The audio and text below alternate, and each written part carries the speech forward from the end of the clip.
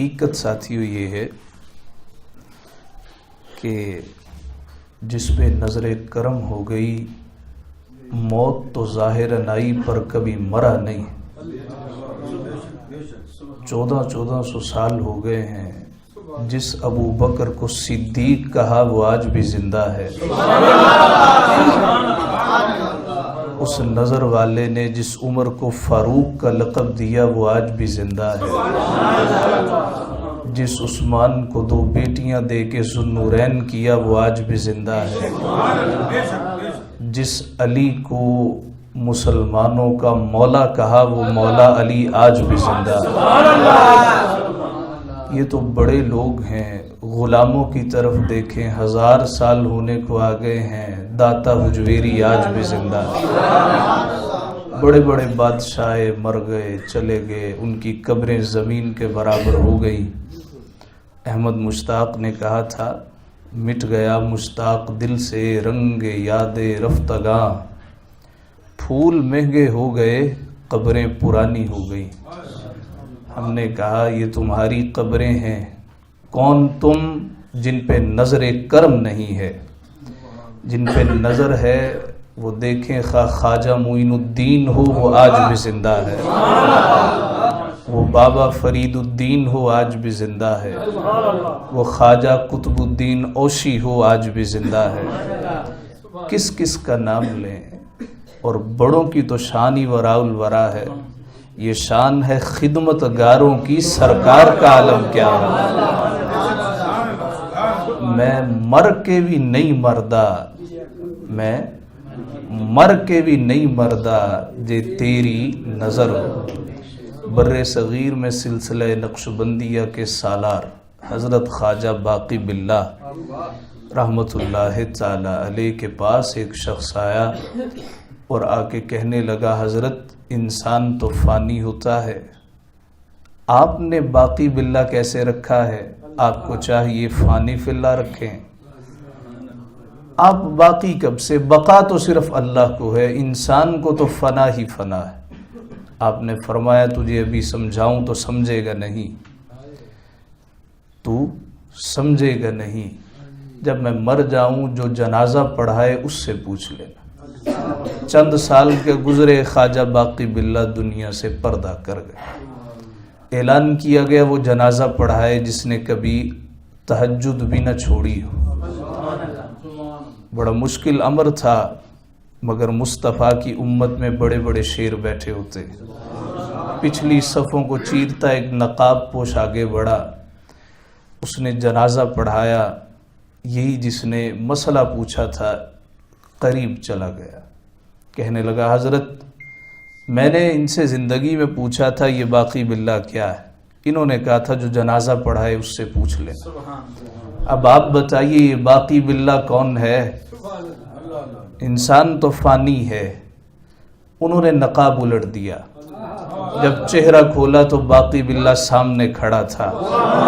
فرمایا وہ جو چارپائی پہ لیٹا ہے نا وہ فانی ہے، جو تیرے سامنے ہے یہ باقی ہے.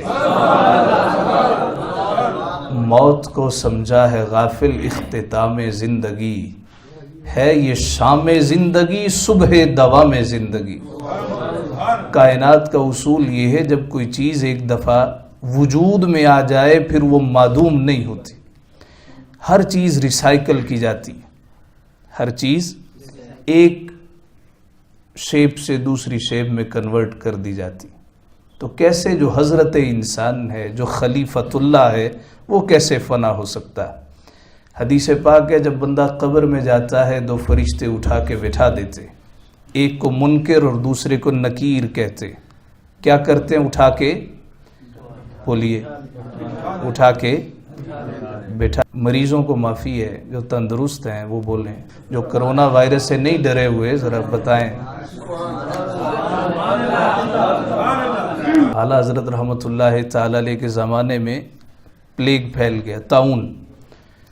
تو ہر دور میں کوئی نہ کوئی ایسی وبا رہی ہے کہ انسانیت کو تباہ و برباد، انسانوں کو تباہ و برباد کر دیتی. تو امام احمد رضا قادری رحمت اللہ تعالی علیہ کے زمانے میں طاعون کی وبا پھیل گئی. لوگ دھڑ دھڑ مرنے لگے. بستیوں کی بستیاں اجڑنے لگی. آپ کا ایک سنگی تھا, محب تھا, وہ بھی طاعون کی لپیٹ میں آ گیا. آپ نے کہا عیادت کو چلتے ہیں. سنگی کہنے لگے اس کو طاعون ہے, جائیں گے تو ہمیں بھی لگ جائے گا. آپ نے فرمایا میں نے تو جانا ہے. حضرت کیسی باتیں کر رہے, جان لیوا مرض ہے, ایک سے دوسرے کو لگتا ہے, متعدی مرض ہے, آپ نہ جائیے. آپ نے فرمایا نہیں چلنا, اس لیے کہ سنگی ہے, اپنا ہے, پیارا ہے. یہاں تو زکام لگا ہو نا, اس کو کہتے دور ہٹ کے کھڑا ہو جا, مجھے بھی نہ لگ جائے. تو یہ بڑے لوگ ہیں, لجپال پریت نو توڑ دے نہیں, جدو باں پھڑ لئی پھر چھوڑ دے نہیں. یہ لوگ ہوتے ہیں جو چھوڑ جاتے ہیں, لجپال کبھی نہیں چھوڑتے. حدیث پاک ہے کہ جب جہنمی جہنم کی طرف جا رہے ہوں گے نا, تو ایک جہنمی دیکھے گا کہ ایک اللہ والا ہے, جنتیوں کی لائن میں کھڑا ہے, قریب جا کے کہے گا حضرت مجھے بھی لے چلیں. ایک تعلق بنتا ہے. کہ وہ کیا, ایک دفعہ آپ کو وضو کرایا تھا, ایک دفعہ وضو اچھا کرایا تھا, آج تجھے بھی جنت میں ساتھ لے چلتا ہوں. لجپال پریت نو توڑ دے نہیں, جدو باں پھڑ دے مڑ چھوڑ دے نہیں. تو اعلیٰ حضرت عظیم البرکت الشاہ امام احمد رضا خان فاضل بریلوی رحمۃ اللہ تعالی علیہ عیادت کو چلے گئے. جب واپس آئے بخار آ گیا. سنگی کہنے لگے حضرت آپ سے کہا تھا نہ جائیے, طاعون ہو گیا ہے. آپ نے فرمایا یہ طاعون نہیں ہے.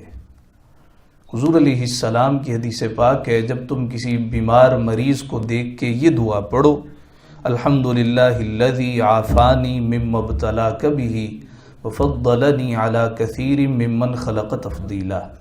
تمام تعریفیں اللہ کے لیے ہیں جس نے مجھے اس بیماری اور اذیت سے محفوظ رکھا ہے جس میں تجھ کو مبتلا کیا, اور مجھے اس نے بے شمار لوگوں پر فضیلت عطا کی. حضور نے فرمایا جو کسی بیمار کو دیکھ کے یہ دعا پڑھ لے, اللہ اس کو اس بیماری سے محفوظ کر دیتا. آپ نے فرمایا یہ طاعون نہیں ہے. میں نے یہ دعا پڑھی, یہ طاعون نہیں ہے. ایک حکیم صاحب آگے, انہوں نے چیک کیا, کہنے لگے طاعون ہے. امام صاحب فرماتے یہ طاعون نہیں ہے. کہنے لگا حکیم میں ہوں کہ آپ ہیں؟ کہا حکیم تم ہی ہو, مگر یہ طاعون نہیں ہے. اچھا طبیب حاذق کو بلا لاؤ. بڑا طبیب آ گیا, اس نے چیک کیا, کہنے لگا جی طاعون ہے. فرمایا حکیم صاحب طاعون نہیں ہے. فرمایا کہ جب آپ اتنے بڑے حکیم ہیں تو مجھے زحمت دینے کی کیوں ضرورت پیش آئی. غصہ کر کے چل دیا. چند دن گزرے کہ اللہ نے شفا عطا کر دی. طبیبوں کو پتہ چلا تو چلے آئے کہ بھئی آپ نے کیا ریمیڈی استعمال کی ہے, کیا آپ نے چیز استعمال کی ہے کہ طاعون ہی ختم ہو گیا. ایک حکیم آیا, دوسرا آ گیا, سارے اکٹھے ہو گئے, معاملہ کیا ہے. وہ کہتے ہیں حضرت ہم کہتے تھے طاعون ہے, آپ اتنے تیقن سے کیسے کہہ سکتے ہیں یہ طاعون نہیں ہے. آپ نے فرمایا حکیم جی تمہاری مانتا یا محبوب خدا کی مانتا. حضور نے فرمایا جو دعا پڑھے اس کو یہ بیماری نہیں لگے گی, تو میں نے اس کو دیکھ کے یہ دعا پڑھ لی تھی. حضور علیہ السلام جس پہ نظر کرم کر دیں اللہ تعالیٰ اس کو دین و دنیا میں عزتوں سے سرفراز کرتا. یہ تو انسان ہے نا, انسان کسی پتھر پہ بھی نظر ہو جائے نا اللہ اس کو بھی مبارک کر دیتا. ابھی سنگی انشاءاللہ عمرہ شریف کے لیے جائیں گے, دیکھیں گے کہ کعبہ میں کوئی پتھر نہیں ہے. ماربل تو لگا ہوا ہے, اس کی بات نہیں ہے. ایک پتھر کعبہ کے سینے میں گڑا ہے. یہ کون سا پتھر ہے جس پہ جناب ابراہیم علیہ السلام نے کھڑے ہو کر کعبہ کی بنیادیں اٹھائی تھیں. پتھروں میں سے ایک پتھر تھا, پتھروں میں سے ایک حجر اسود ہے جو جنتی ہے. یہ ایک دنیا کا پتھر, وہ تو سمجھ آتی بھی جنت سے آیا, یہ تو دنیا کا پتھر ہے. آقا علیہ السلام نے جناب علی المرتضیٰ سے فرمایا, اور بعض لوگوں نے کہا یہ علی بن زینب تھے, کہا کہ یہ سارے پتھر بت گرا دو. سارے بت گرائے نہ تو ایک باقی بچا جس پہ جناب ابراہیم کے قدم کا نشان تھا. یا رسول اللہ یہ بھی پتھر ہے, اس کا کیا کرنا ہے, اس کو بھی گرانا ہے؟ کہ اس کو نہیں گرانا, اس کو عزتوں کا تاج پہنا کے کعبے کے سینے میں لگانا ہے۔ یا رسول اللہ پتھروں میں سے پتھر ہے، اس کی تکریم کیوں کا معمولی پتھر نہیں ہے، یہ اپنا پتھر ہے۔ اس پہ کھڑے ہو کے میرے جد امجد جناب ابراہیم نے مجھے مانگا تھا۔ تصور کریں ایک پتھر ہو کر جس پہ کھڑے ہو کے محمد مصطفیٰ کا نام لیا جائے، اللہ اس کو مبارک کر دیتا ہے۔ جس کی ساری زندگی صلی اللہ کے ترانے پڑھتے گزر جائے، اللہ کتنی عزتیں عطا کرتا ہوگا۔ شیخ عبد الغنی نابلوسی الدمشقی حنفی رحمۃ اللہ تعالی علیہ آپ کہتے ہیں میں ہر سال حضور کے آنے کی خوشی کرتا تھا، کچھ نہ کچھ خوشی کرتا تھا۔ ایک سال خیال آیا یہ خوشی کرنا وقت کا ضیاع تو نہیں ہے، حضور راضی بھی ہیں یا نہیں ہیں؟ کہ رات آنکھیں بند ہوئیں تو دل کی دنیا جاگ اٹھی۔ نبی کریم صلی اللہ علیہ وآلہ وسلم تشریف لائے، فرمایا عبد الغنی کوئی پہاڑ پتھر محبت کرے اسے نہیں چھوڑتے، تو پھر امتی ہے۔ حضور نے فرمایا نا یہ احد پہاڑ ہے، یہ ہم سے محبت کرتا ہے، ہم اس سے محبت کرتے ہیں۔ آکھی سونے نو وائے نی جے تیرا گزر ہووے، میں مر کے بھی نہیں مردہ جے تیری نظر ہو۔ دعا کریں اللہ تعالیٰ نظر مصطفیٰ نصیب فرمائے۔ صحیح مسلم کی حدیث پاک ہے، جناب ابو ہریرہ راوی ہیں کہ نبی کریم رؤوف الرحیم صلی اللہ علیہ وآلہ وسلم نے ارشاد فرمایا جب اللہ کسی بندے سے محبت کرتا ہے تو جبریل امین کو بلاتا ہے اور فرماتا ہے جبریل ہم فلاں بندے سے محبت کرتے ہیں، تو بھی محبت کر۔ جبریل بھی محبت شروع کرتے ہیں، فرشتوں کو جا کے بتا دو، فرشتے بھی محبت کرنے لگتے ہیں۔ اور جب اللہ کسی بندے سے بغض رکھتا، اس کے اعمال کی وجہ سے، اس کے کردار کی وجہ سے، اس کی بد اخلاقی کی وجہ سے، اس کی بدنیتی اور بد اخلاصی کی وجہ سے، تو اللہ جناب جبریل سے فرماتا ہے ہم فلاں بندے سے بغض رکھتے۔ جبریل بھی بغض رکھتے، آسمان کے فرشتے بھی بغض رکھتے۔ تو جس سے محبت کی جاتی ہے دنیا میں لوگوں کے دلوں میں محبت بٹھا دی جاتی ہے، جس سے پھر وہاں بغض کیا جاتا ہے یہاں بھی لوگوں کے دلوں میں نفرتیں بٹھا دی جاتی۔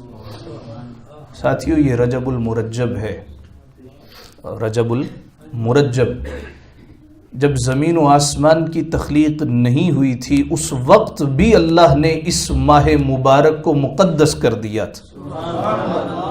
ارشاد ہوتا ہے ان عدت الشہور عند اللہ 12 شہرا فی کتاب اللہ یوم خلق السماوات والارض منها 4 حرم ذلك الدین القیم۔ بے شک اللہ کے ہاں کتاب میں لکھا ہوا ہے کہ سال میں 12 مہینے، اور ان 12 مہینوں میں سے 4 مہینے حرمت والے، وہ کون کون سے؟ ذوالقعدہ، ذوالحجہ، محرم، یہ 3 مسلسل ہیں، اور ایک رجب المرجب، کہ لوگ ان مہینوں میں قتال نہیں کرتے تھے۔ رجب کو عرب رجم پڑھتے ہیں، با اور میم کا مخرج قریب قریب ہے، با اور میم مخرج بالکل قریب قریب ہے۔ تو عرب کیا کرتے ہیں کہ بعض اوقات با کو میم اور میم کو با سے بدل دیتے، تو وہ رجم پڑھتے ہیں۔ رجم کا معنی ہے سنگسار کرنا۔ شادی شدہ مرد سے غلطی ہو جائے، زنا کر بیٹھے تو اس کو رجم کیا جاتا ہے، دور کیا جاتا ہے۔ تو رجب کو رجم اس لیے کہتے ہیں کہ اللہ تعالیٰ اس ماہ مبارک میں اپنے پیارے بندوں کو گناہوں سے دور کر دیتا۔ اللہ تعالیٰ کا کرم اور اس کا فضل شامل حال ہوتا ہے۔ یہ ایک بڑا مبارک مہینہ ہے۔ اس مبارک مہینے کا پہلا عشرہ، اس کی میں نے تقسیم کی ہے۔ پہلا عشرہ ولی کا عشرہ، کس کا عرس آ رہا ہے؟ خواجہ خواجگاں، عطائے مصطفیٰ، سلطان الہند، معین الدین والملہ، خواجہ معین الدین چشتی اجمیری رحمۃ اللہ تعالی۔ اور دوسرا عشرہ علی کا عشرہ، اور تیسرا عشرہ نبی کا عشرہ۔ تیسرے عشرے میں معراج ہوئی ہے، جناب خواجہ معین الدین چشتی اجمیری رحمۃ اللہ تعالی علیہ کے والد گرامی کا نام جناب سید غیاث الدین رحمۃ اللہ تعالی علیہ تھا۔ آپ نے بڑی باتیں سنی ہیں خواجہ جی کے حوالے سے، ایک خاص اینگل سے چند باتیں بیان کرتا ہوں۔ آپ کی والدہ کا نام ماہنور تھا۔ صدری روایات میں سے ہیں کہ آپ کی والدہ اللہ کی انتہائی برگزیدہ بندی اور وقت کی رابعہ بصریہ تھی۔ آپ کے والد گرامی جب آپ کی عمر 11 سال ہوئی دنیا سے پردہ کر گئے تو والدہ ماجدہ سیدہ ماہنور بی بی رحمۃ اللہ تعالی علیہ نے آپ کو پالا۔ جب آپ کی والدہ کا بھی انتقال ہوا، آپ فرمانے لگے لوگوں پر ایک صدمہ ہوتا ہے جب ماں چلی جائے، مجھ معین الدین پر 2 صدمے گزرے۔ کہا جی وہ کیسے؟ آپ نے فرمایا لوگوں میں میری لاج رکھتی تھی، جب کوئی مسئلہ پوچھنے آتا میں ماں سے مسئلہ پوچھ کے لوگوں کو بتاتا تھا۔ لوگ مجھے عالم سمجھتے تھے، عالم تو تھے مگر ماں کے سامنے غوث بھی ہو نا تو ماں سے بڑا عالم نہیں ہوتا، ماں تو ماں ہے۔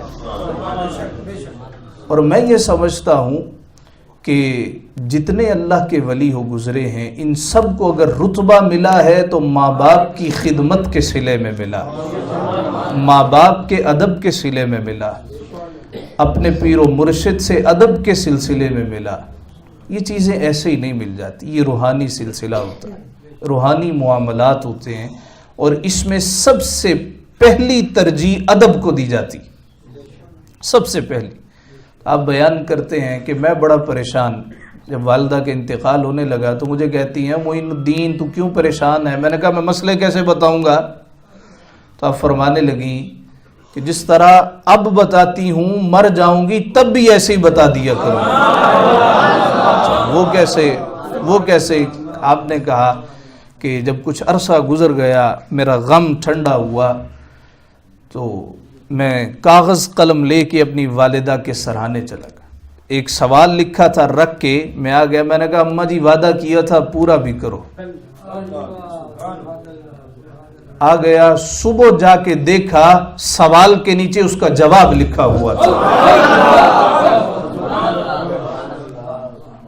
ہمارے حضرت صاحب فقیہ العصر رحمۃ اللہ تعالی علیہ آپ فرماتے ہیں میں والدین کو لے کے حج پہ گیا، مناسک حج کے علاوہ کوئی عبادت نہیں کرتا تھا، ماں باپ کی خدمت کیا کرتا تھا۔ لوگ نفل پڑھتے طواف کرتے، میں ماں باپ کی خدمت کرتا تھا۔ جب 6-7 مہینے بعد واپس آئے اور جہاز کراچی کی بندرگاہ پہ لنگر انداز ہوا تو میری والدہ نے مجھے ایک دعا دی، امین اللہ تینوں غوثاں تے کتما دا رتبہ عطا کرے۔ وہی دعا لگ گئی ہے، وہی دعا لگ گئی ہے کہ اللہ تعالیٰ نے یہ رتبہ عطا کیا۔ اللہ تعالیٰ نے اس سے، بعض لوگ کہتے ہیں او جی دعا کرنا، او جی ایسے دعائیں کوئی نہیں کرتا، ایسے دعائیں کوئی نہیں، عمل ایسے کرو کہ دل سے دعا نکلے، دل سے دعا نکلے، مولا اس کو سلامتی عطا فرما، دین و دنیا میں عزتیں عطا فرما۔ جو والدین کی قدر نہیں کرتا جتنے مرضی حج کر لے، جتنی مرضی درگاہوں پہ چکر لگا لے، جھاڑو دے لے، جو مرضی کر لے، والدین کی قدر نہیں ہے تو کچھ بھی حاصل نہیں۔ حضرت مالک بن دینار رحمۃ اللہ تعالی علیہ کہتے ہیں میں نے 64 حج کیے، ایک مرتبہ خیال آیا اس دفعہ مجمع بڑا ہے، جانے کتنے لوگوں کا حج قبول ہوا ہوگا۔ کہا رات کو اللہ تعالیٰ نے کرم کیا اور مجھے بتا دیا گیا کہ سارے حاجیوں کا حج قبول ہے سوائے ایک بندے کے۔ میں نے کہا کتنا بدبخت ہوگا، لاکھوں کا مجمع اور اس میں سے ایک بندے کا قبول نہیں ہے۔ میں نے دریافت کیا وہ کون سا بندہ ہے؟ کہنے لگے محمد بن ہارون بلخی ہے۔ میں صبح اٹھا، حاجیوں کے خیمے تھے، جس طرح آج بھی ہوتا ہے کہ یہ پاکستانیوں کا ہے، یہ انڈینز کا ہے، یہ برطانیہ والوں کا ہے، حج کے موقع پر تقسیم کی جاتی۔ تو کہا میں نے کہا بلخی کدھر بیٹھے ہیں؟ مجھے کہا گیا یہ سامنے پہاڑ کے پاس بلخی لوگ بیٹھے ہیں۔ مالک بن دینار کہتے میں وہاں چلا گیا، میں نے کہا تم میں سے محمد بن ہارون بلخی کون ہے؟ سارے چونک گئے، ادب سے بیٹھ گئے، ہو جی تو ہمارے تو حضرت صاحب ہیں، بڑے اللہ کے ولی ہیں، آپ کا رتبہ بڑا بلند و بالا ہے، جناب آپ کو کیا کام ہے، ہم ان کی خدمت میں آپ کی بات پہنچا دیتے۔ اور خواب میں کیا نظر آیا ہے کہ ان کا حج قبول نہیں۔ یہ موبائل بعد میں سنیں، بند کریں اس کو، یہ مجلس کے آداب کا خیال رکھا کریں، یہ طریقہ پسندیدہ اور مناسب نہیں۔ جب بھی مجلس میں آئیں تو مجلس کے آداب کا خیال رکھیں، اللہ آپ کو سلامتی نصیب فرمائے۔ تو جناب محمد نہیں غصہ کرنے کی بات نہیں، ہو جاتا ہے، لیکن ہمیں ساتھ ساتھ سیکھتے رہنا چاہیے، ساتھ ساتھ سیکھتے۔ ایک بات یاد رکھیے، جب آپ مجلس میں موبائل سنتے ہیں تو یہ دوسرے کی توہین ہوتی۔ عام طور پہ لوگ بیٹھے ہیں، دوست اکٹھے ہوئے ہیں، اس کو نہیں پتا کھانا کیا ہے، پینا کیا ہے، کیا باتیں کرنی، وہ سیلفیاں لے رہا ہے، تو اس سے کھانے کا لطف بھی ختم ہو جاتا ہے۔ ایک دفعہ انگلینڈ میں تھا، میرا ایک اسٹوڈنٹ ہے، میرا اسٹوڈنٹ ہے، پر میں نے اس سے بہت سیکھا ہے۔ کہتے اچھا استاد وہی ہوتا ہے جو شاگردوں سے سیکھتا ہے۔ یہ جو ہم میں کبر آ گیا نا، اور نہیں جی میں استاد تے میں وڈا، اور نہیں تو چھوٹا، اللہ نے ہر ایک کو عجیب صلاحیت سے نوازا ہوتا۔ کسی شہر میں تھے، یہ بات یہاں ختم ہو گئی ہے، ٹھیک ہے، اس بات کا کوئی تعلق نہیں۔ علاقہ بریڈ فورڈ گئے، تو میں نے کہا یار آج نا قادیانیوں کی عبادت گاہ دیکھنے جانی، وہ کیسے کام کرتے ہیں، دیکھے تو صحیح نا، کیسے پوری دنیا میں پھیل گئے ہیں، کو ہم بھی اس کا سدباب کریں۔ وہ کہنے لگا جی میں ٹائم لیتا ہوں۔ وہ ایکٹیو تھا، اس نے فوراً ٹائم لیا، 10 منٹ بعد مجھے کال کر دی، کہنے لگا استاد جی میں نے ٹائم لے لیا، لیکن انہوں نے ایک شرط رکھی ہے، وہ کہتے جی روٹی ساڈے نال کھانی ہے۔ میں کہا روٹی تو بعد کا مسئلہ ہے، ہم نے صرف وزٹ کرنا ہے۔ اب اسلام آباد ہے ان کا، وہاں پہ پورا برطانیہ میں لنڈن کے پاس ایک پورا علاقہ ہے جہاں پہ قادیانی ان کا ہیڈ کوارٹر ہے، اور اس کو پوری جگہ کو اسلام آباد ڈکلیئر کیا گیا۔ انہوں کہتے جی یہ اسلام آباد ہے، یہ آپ نے اسلام آباد آنا ہے تو روٹی ہمارے ساتھ کھانی۔ میں نے کہا تو بعد کا مسئلہ۔ اچھا وہ کہتے جی پھر میں آپ کو پک کرنے آؤں؟ میں نے کہا میں تو بریڈ فورڈ میں ہوں، یہاں سے میں ابھی نکلتا ہوں، ایک ساتھی سے ملنے آیا تھا، ابھی نکلتا ہوں اور پھر ہم چلتے ہیں۔ کہنے لگا جی میں آپ سے گزارش کروں؟ میں کہا جی۔ کہنے لگا کہ یہ وزٹ ہم کسی اور دن رکھ لیں گے، آج آپ صرف بریڈ فورڈ ہی وزٹ کریں۔ کہ یہ کیا بات ہوئی؟ کہتا جی میرا ایک اصول ہے کہ انسان اگر ایک کام کر رہا ہے نا، اس کو اس وقت دوسری طرف توجہ نہیں کرنی چاہیے۔ یہ بڑی اہم بات، ایک کام کر رہا ہو نا، آپ نے کبھی بلی کو دیکھا ہے جب وہ شکار پہ حملہ آور ہوتی ہے نا تو ایسی یکسوئی سے ہوتی ہے کہ اس کو ماں سوا کسی شے کی خبر نہیں ہوتی، کسی شے کی خبر نہیں ہوتی کہ دائیں بائیں کیا ہو رہا ہے، یکسو ہوتی۔ کسی بچے کو دیکھے نا، بچہ کسی کام میں منہمک ہوگا تو آپ دیکھتے ہیں وہ کس انداز سے منہمک ہوتا ہے، اس کو نہیں پتا دائیں بائیں کیا چل رہا ہے، جو کام کر رہا ہے اسی میں لگا ہوا۔ کہنے لگا دیکھے نا ایک میرا دوست تھا، وہ کھانا کھا رہا ہے، جلدی کھانا کھا رہا ہے، کھانا بڑا اچھا بنا ہوا ہے، ساگ ہے، مکئی کی روٹی ہے، یا کوئی اور چیز اچھی بنی ہوئی ہے، تو بڑی تیزی سے کھا رہا ہے، بڑی روٹی توڑ رہا ہے اور نہ صحیح چبا رہا ہے، کھائی جا رہا ہے۔ میں نے کہا یہ جلدی کیوں کر رہے؟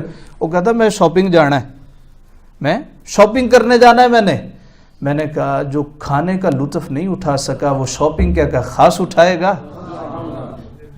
تم کھانے کا لطف نہیں لے رہے، تمہیں چاہیے نا کہ بھئی کھانا اللہ کی نعمت ہے، کتنا اچھا بنا ہوا ہے، تم کھانا کھانے کے دوران کیا سوچ رہے ہو؟ یہ جو پکا ہوا ہے اس کو تو دیکھو نا، اللہ کا کتنا بڑا انعام ہے، کتنا بڑا احسان ہے۔ اور پھر شام کو کس کے ساتھ ہم نے پیزا کھانے جانا ہے، اگلے دن کس کو گھیرنا ہے، یہ ساری شیطانیاں چل رہی ہیں۔ اور اللہ کے بندو تم دیکھو جس وقت میں تم بیٹھے ہو، جو لمحہ موجود ہے، یہ اللہ کا بہت بڑا انعام ہے، بہت بڑا انعام۔ یہ جو ہم کہتے ہیں نا 3 زمانے ہیں، ماضی، حال اور مستقبل، یہ ہمارے کہنے کے ہیں. زمانہ صرف ایک ہی ہوتا ہے، اور وہ کون سا ہے؟ حال. اس لیے کہتے ہیں انہوں حال چڑھ گیا ہے. کبھی کسی نے نہیں کہا انہوں ماضی چڑھ گیا ہے، کبھی نہیں کہا مستقبل چڑھ گیا ہے، انہوں حال پہ گئے نے. تو غوث اعظم رضی اللہ تعالیٰ عنہ جب آپ قرآن کی تفسیر بیان کرتے تھے تو آپ ایک ایک آیت کی 40 تفسیریں بیان کر کے کہتے تھے کہ اب ہم کال سے حال کی طرف جاتے ہیں. اور پھر حال ایسا ہوتا تھا کہ آپ کی مجلس سے جنازے اٹھا کرتے تھے. ابن جوزی جیسا اپنے گریبان پھاڑ دیا کرتا تھا. تو یہ حال کی بڑی اہمیت. خیر یہ جملہ معترضہ تھا. مالک بن دینار کہتے ہیں کہ میں نے کہا محمد بن ہارون بلخی سے ملنا ہے، وہ جس کا حج بتایا گیا خواب میں قبول نہیں. کہتے جی وہ تو بڑے حضرت صاحب ہیں، بہت نیک بندے ہیں. کہا ہیں کدھر؟ میں نے ملنا. کہا کہ وہ الگ تھلگ رہتے ہیں، یہ خیمہ ہے، خیمے یہ پہاڑ ہے، پہاڑ کی دوسری طرف انہوں نے خیمہ لگایا. کہتے میں نے تم میں نہیں رہنا، میری عبادت میں خلل پڑتا ہے، تم باتیں شاتیں کرتے. اچھا. جناب مالک بن دینار کہتے ہیں کہ میں اس کے خیمے میں گیا، کیا دیکھا کہ نماز پڑھ رہا ہے، چہرے پہ محراب بنا ہوا ہے، آنکھوں میں آنسو رواں ہیں، دایاں ہاتھ کٹا ہوا ہے. میں انتظار میں کھڑا رہا. جب اس نے نماز مکمل کی میں نے کہا السلام علیکم، آپ محمد بن ہارون بلخی ہیں؟ اس نے میری طرف دیکھ کے کہا وعلیکم السلام، آپ مالک بن دینار ہیں؟ میں نے کہا اتنا بڑا عالم، اتنا بڑا عالم اور عارف، پہچان گیا کہ کون ہے، اور ظاہراً بڑا نیک پارسا. اگر وہ کسی نے کہا تھا نا کہ بڑے سیدھے سادے، بڑے بھولے بھالے، ریاض آپ کو بس ہم ہی جانتے، یہ محمد بن ہارون ایسا تھا کہ ان کو جانتا تھا تو مالک بن دینار ہی جانتا تھا. مالک بن دینار کہتے ہیں میں بڑا حیران ہوا. میں نے کہا آپ کو کیسے پتا؟ کہنے لگا تم یہ کہنے آئے ہوگے کہ میرا حج قبول نہیں ہے. مالک بن دینار کہتے ہیں آنکھیں پھٹی کی پھٹی رہ گئیں. اتنا بڑا اللہ کا ولی؟ میں نے کہا یہی کہنے آیا ہوں، پر آپ کو پتہ کیسے چلا؟ وہ کہتا ہے او مالک بن دینار یہ 24واں حج ہے، بڑی محنت کرتا ہوں، بڑا طواف کرتا ہوں، راتوں کو روتا ہوں، یہ دیکھ میرا مصلی ابھی بھی بھیگا پڑا، یہ دیکھ رو رو کر میری آنکھوں کے نیچے نشان پڑ گئے. لیکن جب بھی طواف وداع کرنے کی باری آتی ہے نا تو کوئی اللہ کا ولی آ کے کہتا ہے او جا بھاگ جا، تیرا حج قبول نہیں ہے. مالک بن دینار بتا تو صحیح میں کیا کروں، تو ہی ہے جو کچھ کر سکتا ہے. میں نے کہا ہوا کیا؟ ہوا کیا؟ او چھوڑ، تو بس میرے حق میں دعا کر، اللہ مجھے معاف کر دے. میں نے کہا بتا تو صحیح نا ہوا کیا؟ او تم مجھ سے نفرت کرو گے؟ کہا نہیں کرتا، تو بتا. کہنے لگا بیٹھ جاؤ. جناب مالک بن دینار بیٹھ گئے. کہنے لگا مجھے اللہ نے بڑا دے رکھا تھا. جب اللہ 4 پیسے دیتا ہے نا تو انسان اپنی اوقات بھول جاتا ہے. وہ دے کے بھی آزماتا ہے، وہ لے کے بھی آزماتا ہے. تو مالک اللہ نے مجھے بڑا دیا، میں عیاشیوں میں پڑ گیا. کیا شراب، کیا زنا، کیا چوری، کیا فراڈ، کیا دھوکہ، کون سا گناہ جو میں نہ کرتا تھا. ایک دن شراب کے نشے میں دھت، رمضان المبارک، عصر کا وقت ہے، میں مدہوش لڑکھڑاتا ہوا دہلیز کے اندر آیا. میری والدہ تنور میں روٹیاں لگا رہی تھی. میں نے اپنی والدہ سے کہا اماں روٹی دے. اس نے میری طرف دیکھا تو کہنے لگی کوئی شرم کر، کوئی حیا کر، تو روزہ نہیں رکھتا، دوسروں کے روزوں کا تو خیال رکھا کر. کہتا مالک بن دینار جب میری ماں نے اتنی بات کہی تو مجھ سے برداشت نہیں ہو سکا. میں نے رکھ کے ایک تھپڑ مارا، وہ سر کے بل تنور میں جا کے. شور بپا ہوا، لوگ دروازہ کھول کے آئے میری ماں کو نکالنے کے لیے. کچھ لوگوں نے پکڑ کے مجھے اندر بند کر دیا. میں شور سنتا رہا، نشے میں دھت رہا. صبح ہوئی مجھے کسی نے نکالا، میں نے کہا میری ماں کدھر ہے؟ انہوں نے کہا بدبختہ تو نے مار دیا۔ جب میں نے اتنا سنا تو دایاں ہاتھ اسی وقت کاٹ ڈالا، یہ دیکھ میرا کٹا ہاتھ تیرے سامنے۔ اس بات کا اتنا صدمہ ہوا کہ میں نے سارے گناہ ترک کر دی، اپنی جائیداد اللہ کی راہ میں وقف کر دی۔ وہ دن آج کا دن ہے، میں ساری رات عبادت کرتا ہوں، میں سارا دن روزہ رکھتا ہوں، میں رو رو کے اللہ کے حضور معافیاں مانگتا ہوں، ہر سال اس کے دربار پہ بھی آ جاتا ہوں، کسی بہانے معاف کر دے، پر کیا کروں وہ سنتا ہی نہیں، وہ معاف ہی نہیں کرتا۔ مالک بن دینار تو میرے حق میں دعا کر، اللہ مجھے معاف کر۔ مالک بن دینار کہتے ہیں میں نے اس کو رکھ کے ایک تھپڑ مارا، میں نے کہا بدبختہ ماں کو جلانے والا، میں دعا کرتا ہوں اللہ تجھے دنیا میں بھی جلائے، تجھے آخرت میں بھی جلائے۔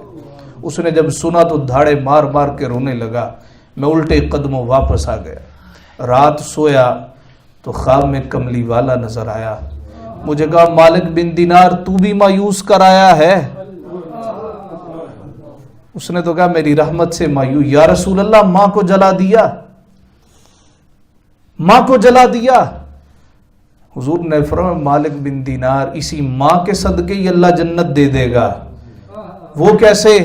حضور نے فرمایا قیامت کے روز ماں مقدمہ دائر کرے گی، پاک پروردگار میرے اس بیٹے نے ناہنجار نے مجھے آگ میں جلا کے مار ڈالا۔ حکم ہوگا کوئی دوسری تیسری بات نہیں سنی جائے گی، فرشتوں گھسیٹو اور دوزخ میں پھینک دو، اس نے ماں کو جلایا تھا اس کو بھی جلایا جائے۔ فرشتے گھسیٹنا شروع کریں گے، جب دوزخ کا کنارہ چند فرلانگ کا رہ جائے گا، مڑ کے ماں کو دیکھے گا، ماں دوزخ میں ڈال رہے، ماں منہ پرے کر لے گی، پھر اور گھسیٹ کے قریب لے جائیں گے، پھر پکارے گا او ماں دوزخ میں پھینک رہے، وہ اور گھسیٹ کے لے جائیں گے، جب کنارے پہ پہنچ جائے گا ماں سے کہے گا ماں یہ آخری پکار ہے، ماں دوزخ میں ڈال دیا تو کوئی نکالنے والا نہ ہوگا، ماں تجھے تیری ممتا کا واسطہ ہے مجھ پہ رحم کر۔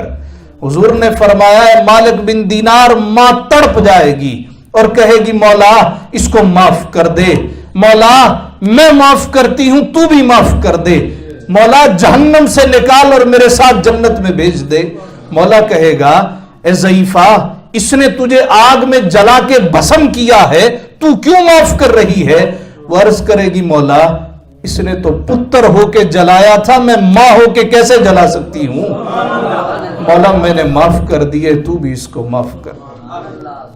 ماں دعا دے اللہ ولی کامل کر دیتا، اور ماں کی ہاں لگ جائے جتنی مرضی عبادتیں کر لو، جتنی مرضی ریاضتیں کر لو، جتنے مرضی حج کر لو، چلے وظیفے کر لو، یہ چیزیں اثر نہیں کرتی۔ مرد پر سب سے زیادہ حق اس کی ماں کا ہے، اور خاتون پر سب سے زیادہ حق اس کے شوہر کا ہے۔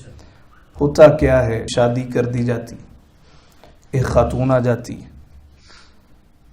تو مرد ڈیوائیڈ ہو جاتا ہے۔ ماں کہتی ہے تو پہلے کی طرح نہیں رہا، بیوی کہتی ہے تو مجھے وقت نہیں دیتا۔ وہ ماں جس نے 20-25 سال پال پوس کے جوان کیا، وہ آئی وہ ایک رات میں ہی اڑا کے لے گئی۔ یہ بہت بڑا امتحان ہے، یہ ہمارے معاشرے میں ہوتا۔ آقا علیہ السلام نے اپنے جگر کا ٹکڑا سیدہ خاتون جنت کا نکاح کیا، رخصتی ہوئی، مولا علی سے کہا علی اب کو گھر لے لو۔ ہم کہتے ہیں تو اتھے ہی رہ، ساری زندگی اتھے ہی رہنا، تو ماں پیو دی خدمت کرنی، جس کی وجہ سے گھر اجڑتے، گھر تباہ ہوتے، اس پہ فرض نہیں ہے، یاد رکھ اس پہ فرض نہیں۔ حضور کی سیرت طیبہ کہ علی اب گھر لے لو، مولا علی نے گھر لیا تو مصطفیٰ کے حجرے کے دور تھا۔ کتنا کو دور ہو سکتا ہے؟ اس وقت جتنی مسجد نبوی ہے یہ مصطفیٰ کے زمانے میں پورا مدینہ ہوا کرتا تھا، اور قبرستان ہمیشہ آبادی کے باہر بنائے جاتے تھے۔ کسی گاؤں میں چلے جائیں قبرستان گاؤں کے باہر ہوتا، تو مدینہ منورہ سے باہر قبرستان ہے، تو آپ جائیں گے انشاءاللہ دیکھیں گے کہ قبرستان جنت البقیع جہاں پہ مسجد شریف کی حد ختم ہوتی ہے ساتھ ہی جنت البقیع کی شروع ہو جاتی. کتنا بڑا مدینہ تھا، چھوٹا سا مدینہ. مولا علی نے دور گھر لے لیا، دور سستے مل جاتے، شہر سے باہر آج بھی نکل جائیں سستی چیزیں مل جاتی. تو حضرت علی المرتضیٰ کو تاجر تو نہ تھے، دور گھر لے لیا، مصطفیٰ سے برداشت نہ ہو سکا. ایک روایت میں جناب حارثہ کا گھر حضور کے گھر سے متصل تھا. آپ نے ایک دن فرمایا، او بیٹا فاطمہ تو دور چلی گئی ہے، دل نہیں لگتا. تو بابا جی کیا کروں؟ علی سے بات کرو نا، میرے قریب آ جاؤ. دیکھیں نا کتنا فاصلہ ہے. یہ حضور کے جگر کا ٹکڑا. اہل بیت اطہار میں سب سے افضل ہستی سیدہ فاطمہ الزہرا کی ذات ہے. حضور خود کیوں نہیں جناب حارثہ سے کہتے؟ میں کہوں گا اس کا دل ٹوٹے گا، وہ کہے گا مجھے دور کر رہے ہیں، تو میں تو نہیں کہنے والا. اب بات کسی نہ کسی طریقے سے نکل گئی، اور نکلتے نکلتے جناب حارثہ کے کان میں بھی جا پڑی. ان کو پتہ چلا مصطفیٰ کی بارگاہ میں، یا رسول اللہ مجھے خبر ملی ہے کہ آپ کی دلی خواہش ہے سیدہ خاتون جنت آپ کے قریب آ جائیں. آپ نے فرمایا خواہش تو یہی ہے، لیکن اس وجہ سے نہیں کہا کہ دل نہ ٹوٹ جائے. دل مسجد ڈھا دے، مندر ڈھا دے، ڈھا دے جو کچھ ڈھیندا ہے، ایک بندے دا دل نہ ٹامی، رب دلاں وچ رہندا ہے.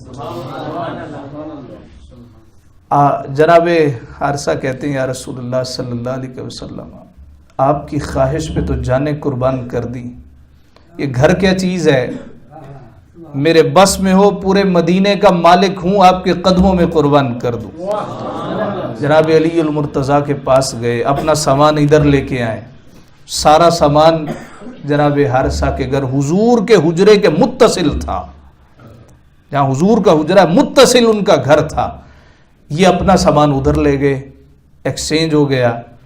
ابھی بھی حضور علیہ الصلاۃ والسلام نے فرمایا فاطمہ تو دوسرے گھر میں ہے، میں اس گھر میں. یا رسول اللہ کیا کروں؟ کہا درمیان میں ایک کھڑکی بنا لو. حدیث پاک ہے، کھڑکی بنا لی. جب بھی نماز کا وقت ہوتا مصطفیٰ فرماتے الصلاۃ یا اہل البیت، اے میرے گھر والوں آؤ نماز کا وقت ہو گیا، آؤ نماز کا وقت ہو گیا. تو اس حدیث پاک سے جہاں بے شمار مسائل سمجھ میں آتے ہیں، یہ بھی سمجھ میں آتا ہے کہ جب شادی ہو جائے تو انسان کو اول فرصت میں کوشش کرنی چاہیے کہ وہ محنت کرے، کوشش کرے، والدین پہ بوجھ نہ بنے بلکہ والدین کو بھی کھلائے. اپنا گھر لے، والدین کو اپنے گھر میں رکھے، چے جائے کہ انہی پہ ڈیپینڈنٹ رہے اور انہی سے مانگتا رہے، انہی کے ساتھ کرتا، جس کی وجہ سے لڑائیاں جنم لیتی. اب وہ جو سب کچھ چھوڑ کے آئی ہے وہ بھی آپ کے لیے آئی ہے، اس کا تو آپ کے سوا کوئی بھی نہیں ہے، وہ بھی سب کچھ چھوڑ چھاڑ کے آئی ہے. تو کیا ہونا چاہیے؟ فاصلہ ہونا چاہیے، اور فاصلے میں قربتیں ہونی چاہیے. فاصلہ رکھیں مگر اس میں قربت رکھیں. ہم بزرگوں نے فرمایا ہے کسی اللہ کے ولی کے ساتھ اتنا قرب اختیار نہ کرو اس کی کوئی چیز ناگوار گزرے اور تم کہو کہ بھئی نہیں میں تو جا رہا ہوں. تو قربت اتنی نہیں ہونی چاہیے کہ پھر وہ نفرت بن جائے. ہاں فاصلہ ہو اور فاصلے میں قربتیں ہوں، پھر دیکھیں کیسے گھر اللہ جنت نظیر بناتا ہے. اللہ سے دعا ہے اللہ تعالی ہمیں عمل کی توفیق عطا فرمائے. خلاصہ کلام یہ ہے، خواجہ معین الدین چشتی اجمیری رحمۃ اللہ تعالی علیہ ہوں یا کوئی اللہ کا ولی ہو، ان کو یہ رتبہ ادب کی وجہ سے ملتا ہے.